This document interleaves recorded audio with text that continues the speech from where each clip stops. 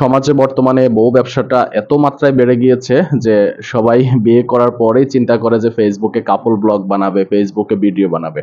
আমরাও তো Facebook activities, আমরা অনলাইন অ্যাক্টিভিটিস, ইউটিউবে ভিডিও বানাই আমরা। আমি সেই 2017-18 সাল থেকে ইউটিউবে ভিডিও তৈরি করি। মাঝখান দিয়ে একটা গ্যাপ দিয়েছিলাম, তারপরে এখন আবার রানিং করেছি।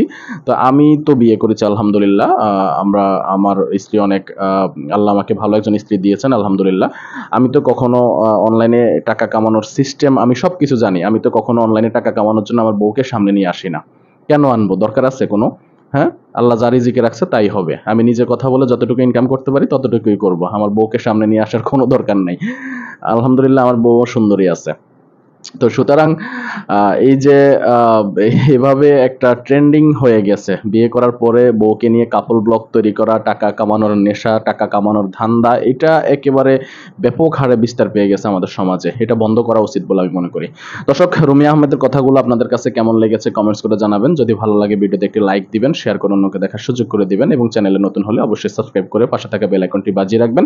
তাহলে লেটেস্ট আপডেট করা ভিডিওগুলো আপনাদের কাছে কিন্তু সবার আগে চলে যাবে। সবাই ভালো থাকবেন, সুস্থ থাকবেন। পরবর্তী ভিডিওতে আবারও দেখা হবে। সে পর্যন্ত আপনাদের সবার সর্বাঙ্গীন মঙ্গল কামনা করছি এবং বিদায় নিচ্ছি। আসসালামু আলাইকুম।